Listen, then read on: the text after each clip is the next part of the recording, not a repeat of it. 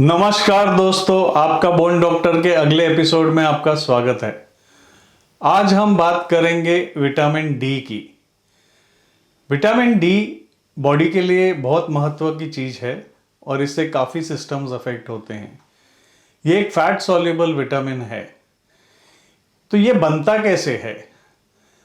जब सनलाइट हमारे स्किन को टच करती है तब स्किन के अंदर कोलेस्ट्रॉल होता है जो हेल्प करता है सनलाइट को कन्वर्ट करने में विटामिन डी में। थोड़ा विटामिन डी आपको फूड से भी मिलता है। अगर आप नॉन वेजिटेरियन डाइट खा रहे हो तो नॉन वेजिटेरियन फूड में ज़्यादा विटामिन डी होता है।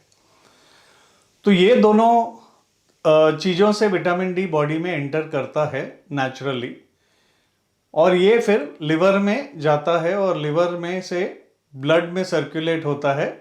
लिवर इसे पैकेज करता है सर्कुलेटरी फॉर्म में।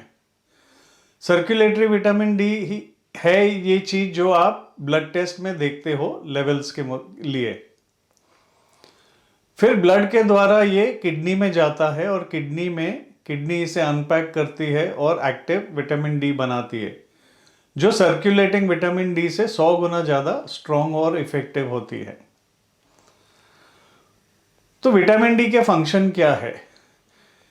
विटामिन डी अपने इंटेस्टाइन से कैल्शियम, फास्फोरस और मैग्नीशियम एब्जॉर्ब करने में मदद करता है और ये किडनी से भी कैल्शियम रीएब्जॉर्ब करने में मदद करता है।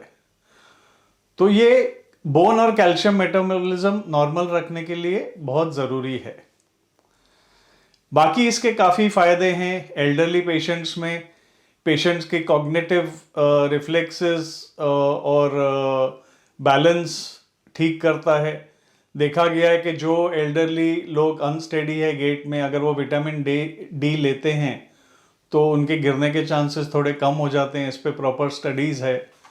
कई लोग बोलते हैं अल्जाइमर्स भी डिले करता है। हार्ट और इम्यून हेल्थ के लिए बहुत ज़रूरी है। मसल्स आपकी हेल्दी रखता है। आपको इजीली फैटीग नहीं होता, थकान नहीं महसूस होती। तो विटामिन डी डेफिशिएंसी में अक्सर लोग एकदम ऐसे फील करते हैं कि उनमें ताकत नहीं है कुछ करने की, पूरा दिन बैठे रहें, एनर्जी लेवल्स लो रहती है। तो ये भी एक सिम्टम होता है विटामिन डी का और आपको चेक कराना चाहिए आपका विटामिन डी लेवल ब्लड में। तो कई लोग बोलते हैं कि हम धूप में कितनी देर बैठें। तो इसमें एक इंटरेस्टिंग चीज है जो मैं आपको बताना चाहता हूं। जब सूरज की किरणें चमड़ी पे लगती है तो सूरज दो प्रकार की किरणें भेजता है, एक अल्ट्रावायलेट ए और एक अल्ट्रावायलेट बी। जो अल्ट्रावायलेट बी रे है ये विटामिन डी बनाने में मदद करता है। और से एक बहुत इंटरेस्टिंग बात देखी गई है कि अगर आपके और सूरज की रोशनी के बीच में कांच हो, ग्लास, तो यूवी ए क्रॉस कर जाता है। यूवी बी जो विटामिन डी बनाने में हेल्प करता है वो कांच के द्वारा नहीं ट्रांसमिट होता। तो अगर आप गाड़ी में काम पे जा रहे हो और सोचते हो धूप लग रही है हमारा विटामिन डी बनेगा, तो ये गलत है।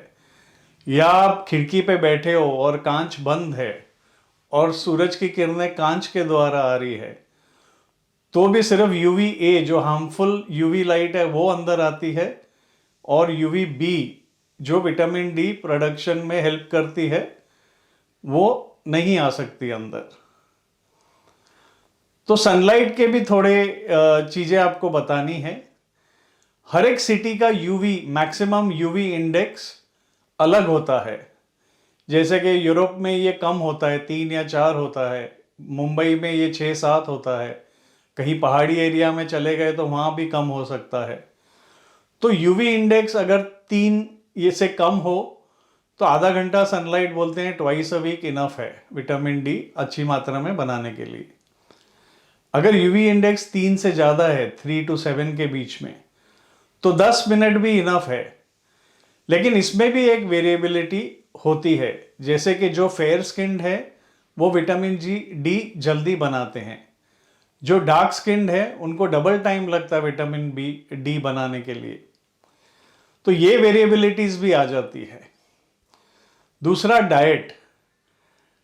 Vitamin D usually non vegetarian diet में अच्छा पाया जाता है, अच्छी मात्रा में। जैसे बीफ लिवर हो गया, कॉड लिवर ऑयल हो गया, एग योक हो गया, फैटी फिशेस हो गई, सामन।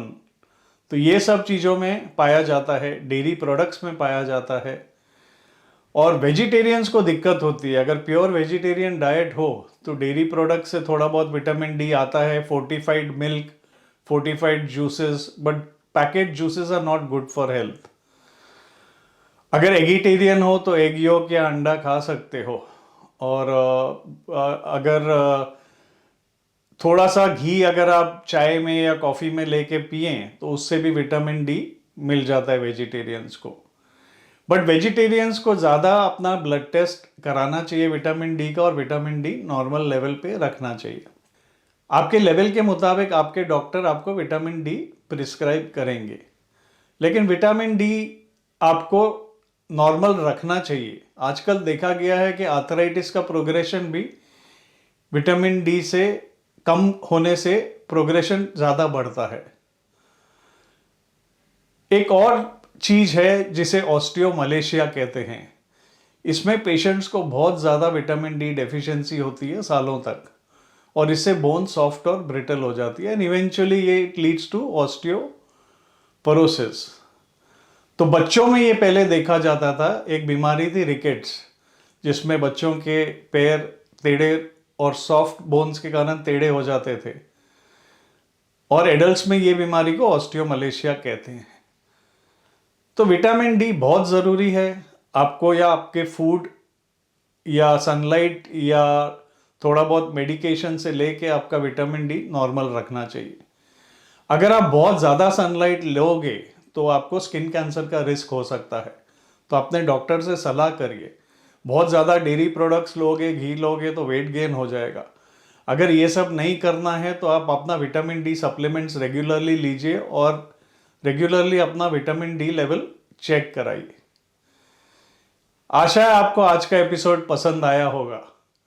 अगर पसंद आया तो सब्सक्राइब बटन दबाइए, थम्स अप बटन दबाइए, और फैमिली और फ्रेंड्स के साथ शेयर करिए। Thank you.